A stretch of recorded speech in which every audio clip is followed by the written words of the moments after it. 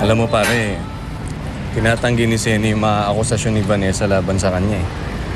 Wala naman daw si Vanessa dun sa pinangyarihan eh. Nung mag-agaw buhay si Angeline. Kaya ngayon, litong-lito na ako lalo. Hindi ko na alam kung sinong panahing nawalaan ko sa kanilang dalawa. Kaya mo ba sinasabi sa akin to dahil nagpapatulong ka para malinawan yung isip mo? Alam mo pare, if I remember right, dati humingi na ng tulong sa akin si Vanessa eh. Para makalaya si Seni. Pagkatapos ngayon, iba na naman yung statements niya. Kaya, ang labo eh. Gulong-gulo na ako sa isyong to. Well, maybe tama yung kutob mo. Kutob ko? Na na-impluwensyahan ni Roxanne si Vanessa kaya nagbago isip niya. Di ba yan yung nasa utak mo? Ano pare, kaibigan ko rin yung asawa mo. Kaya lang, minsan ko nang nasaksihan kung paano niya tinake advantage si Seni. Di ba witness pa nga ako nung gumawa siya ng paraan para matanggal si Seni sa ospital? Kaya posible, nagawa-gawa lang nila ito ni Vanessa. Itong accusations nila na sinadyang patayin ni Seni si Angeline. Kasi pare, alam mo kung totoo to, di sana noon pa ito inamin ni Vanessa. Posible nga.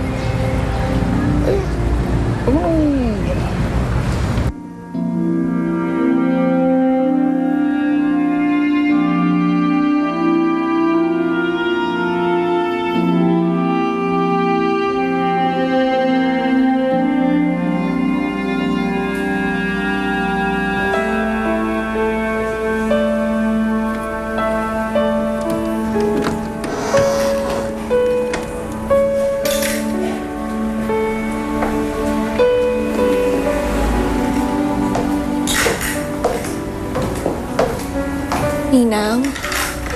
Oh, Bakit ho, simula nung dumating tayo dito, ang tahimik ho ni Inay? Ano po ba talaga nangyari? yun na nga. Kinumpirma sa akin ng inay mo na talagang alaman ni Leo sa kanaruksan ng katotohanan. Yung kagagahang ginawa ni Vanessa na nandoon siya nung namatay si Angeline. Kaya malamang si Vanessa nga yung testigong tinutukoy ni Roxanne. Tapos, ano hong nangyari? Inaway po ba ni Sir Leo si Inay habang nag-uusap sila? Hindi nga daw eh. Kasi in denial pa rin ngayon si Leo sa mga pag-amin ni Vanessa.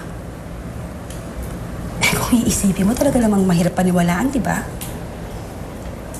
Paano mo matatanggap na yung anak mo, hinayaan niya yung kapatid niya mamatay sa harapan niya? Di ba? Kakaiba rin eh. Nang dahil doon, dahil talagang hindi makapaniwala to si Leo, nabigyan tuloy ng pagkakataon ng nanay mo na mag-explain kay Leo at i-defend yung sarili niya. Kaya huwag kang mag-alala. Mukhang kakampi naman ang inay mo si Leo.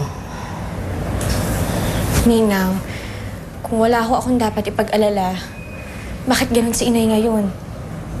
Bakit ang tahimik niya? Ano ba yung iniisip niya? Iniisip? Wala. Siguro tahimik kasi walang kausap. Ano ka ba? Pagod lang ang nanay mo. Hayaan mo lang siya, kaya ganon tulalay.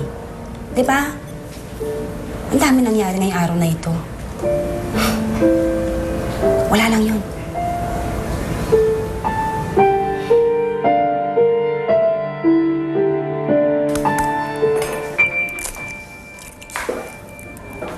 Nay! Mabuti naman ho at bumangon na kayo. Nagugutom po ba kayo? Gusto niyo po pang kumain? Eto, mabilis na lang to, Nay. Sandali na lang. Anak. Huwag ka magmadali. Hindi ako kakain. Hindi naman ako nagugutom eh. Nay, naninibago na ho ako sa inyo. Bakit? Ano po bang problema? Wala, anak. Wala. Huwag mo akong intindihin. Wala yan. Nay, ba't po ba kayo malungkot? Dahil po ba sa banta ni Ma'am Roxanne? Sa pagtestigo po ba ni Vanessa?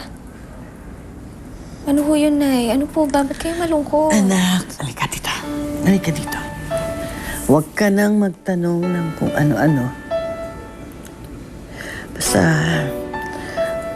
pabayaan mo lang akong yakapin kita ng mahigpit, ng mahigpit.